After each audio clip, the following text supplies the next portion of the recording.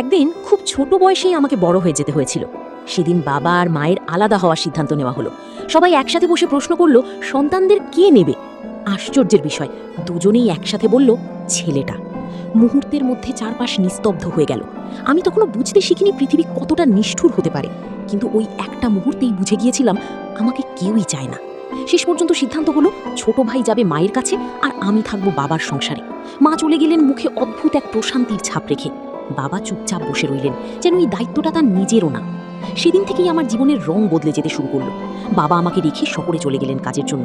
আমি রইলাম তার পরিবারের কাছে, যাদের চোখে আমি ছিলাম শুধু এক বোঝা। দাদা দাদির ভালোবাসা আমার জন্য ছিল না, ছিল কেবল অভিযোগ আর তুলনা। সামান্য ভুলেই শুনতে হতো আমি নাকি ঠিক আমার মায়ের মতোই। ধীরে ধীরে বুঝে গেলাম আমার জায়গাটা এই বাড়িতে কেউ ঠিক করে রাখেনি। রাতের বেলা ভয় পেলে কাইকে ডাকার সাহস হতো না, কান্না লুকিয়ে রাখতে শিখে গিয়েছিলাম খুব তাড়াতাড়ি। ফুফিদের ঘরে আমি ছিলাম খেলনা পুতুলের মতো, কখনো সাজানো, কখনো শাসন করা। পড়াশোনায় ভালো করলেও কেউ সেটা দেখতে চাইতো না, প্রশংসা তো দূরের কথা, একটুখানি স্বীকৃতিও যুক্ত না। একদিন হঠাৎ রাস্তায় মায়ের সঙ্গে দেখা হয়েছিল। বুকের ভেতরটা কেঁপে উঠেছিল। একটু আদর, একটু কথা, এইটুকুই তো চেয়েছিলাম। এরপর থেকে ভেতরে ভেতরে আমি নিজেকে গুটিয়ে নিতে শুরু করলাম। বছর গড়ালো, বাবা মাঝে মাঝে বাড়ি আসতেন। তখন সবাই হঠাৎ বদলে যেত। আমি অবাক হয়ে দেখতাম মানুষ কত সহজে মুখোশ পাল্টাতে পারে। একসময় বাবা আমাদের নিয়ে আলাদা হয়ে গেলেন, নতুন ঘর, নতুন জীবন। কিছুদিন পর তিনি আবার বিয়ে করলেন। তখন মনে হয়েছিল হয়তো এবার সব ঠিক হবে, কিন্তু নতুন সংসারে আমি আবার অদৃশ্য হয়ে গেলাম। ভাইয়ের গুরুত্ব বাড়ল, আমার অস্তিত্ব ধীরে ধীরে ঝাপসা হয়ে গেল। কৈশোরের দোরগোড়ায় দাঁড়িয়ে আমি একা হয়ে পড়লাম। কেউ দিক নির্দেশনা দেয়নি, কেউ আগলে রাখেনি। তখনই কিছু ভুল মানুষ আমার দুর্বলতাকে সুযোগ হিসেবে দেখল।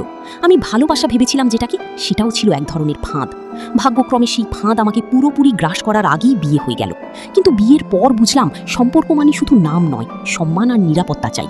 সেগুলো আমি কোথাও পাইনি। পড়াশোনা চালিয়ে যেতে চেয়েছিলাম। শ্বশুর বাড়িতে গিয়ে ভেবেছিলাম নতুন করে শুরু করব, কিন্তু সেখানে অপেক্ষা করছিল আরও নীরব যন্ত্রণা। সময়ের সাথে সাথে চাপ বাড়তে লাগলো, প্রশ্ন আসতে লাগলো, দোষ চাপানো হতে লাগলো। একদিন পরীক্ষার রিপোর্টে জানা গেল আমার শরীর আমাকে আর একটা স্বপ্ন থেকেও বঞ্চিত করেছে। সেই খবর নিয়ে বাড়ি ফেরার পথে বৃষ্টি ভেজা রাস্তায় সবকিছু হঠাৎ থেমে গেল। আমার হাত থেকে কাগজগুলো ছিটকে পড়ল, আকাশটা ঘুরে গেল চোখের সামনে। সেই মুহূর্তে মনে হয়েছিল জীবনের সব কষ্ট বুঝি এক জায়গায় এসে শেষ হলো। আর যদি কিছু থেকে থাকে, সেটা শুধু একটা প্রশ্ন, আমি কি সত্যিই কারো ছিলাম? এই গল্পটা কোনো অভিযোগ নয়, এটা একটা নীরব জীবনের কথা। অনেক মানুষের জীবন এমন, চুপচাপ ভেঙে যায় কাউকে কিছু না বলি। যদি গল্পটা তোমার মনে লাগে, যদি তুমি মনে করো এমন গল্প আরও শোনা দরকার, তাহলে ভিডিওটা লাইক দিও, শেয়ার করো আর চ্যানেলটাকে সাপোর্ট করো। কারণ কখনো কখনো একটা গল্পই কাউকে বাঁচিয়ে রাখতে পারে।